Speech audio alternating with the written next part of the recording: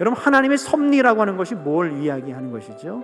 하나님은 모든 상황 속에서 하나님의 계획이 이루어지도록 일하신다라고 하는 것이 바로 하나님의 섭리입니다. 누구의 계획이요?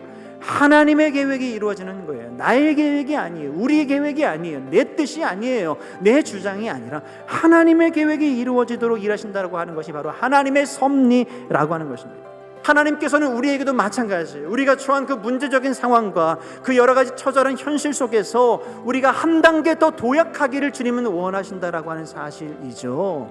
바로 그렇기 때문에 우리가 그 상황 속에서도 낙심과 포기할 것이 아니라 하나님의 선하신 그 도심을 구하며 우리가 나아가야 한다라고 하는 사실입니다. 다시 여쭙겠습니다. 여러분의 삶에서 하나님의 도심이 가장 필요한 부분이 여러분 무엇이라고 생각하십니까? 내 삶에서 하나님이 도와주신다면, 지금 당장이라도 손을 뻗어주신다면 어떤 부분을 도와주셨으면 좋겠습니까? 여러분의 재정입니까? 여러분의 건강입니까? 여러분의 관계의 회복입니까? 어떤 문제입니까? 우리의 힘으로 도저히 할 수 없는 그 부분에서 하나님의 도우심을 우린 간구해야 합니다. 그러나 나의 뜻이 아니라 하나님의 뜻, 하나님의 섭리가 나를 통해서 이루어지기를 우리는 간구하며 나아가야 한다는 사실입니다.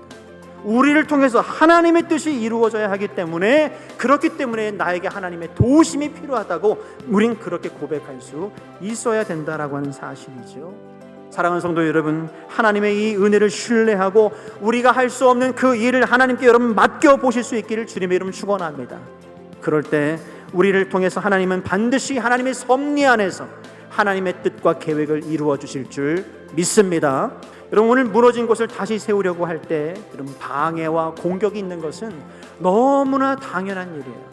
뭔가 무너진 것을 다시 회복해서 다시 쌓으려고 할 때는 여러 가지 어려움이 있기 마련입니다.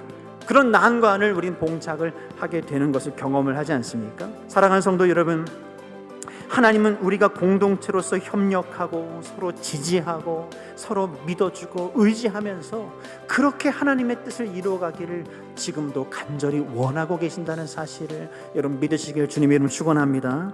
하나님이 이 모든 무너진 것들을 다시 일으켜 세우실 수 있는 분이라고 하는 것도 오늘 말씀을 통해서 우리에게 도전해주고 있음을 여러분 꼭 잊지 마시길 주님의 이름으로 축원합니다.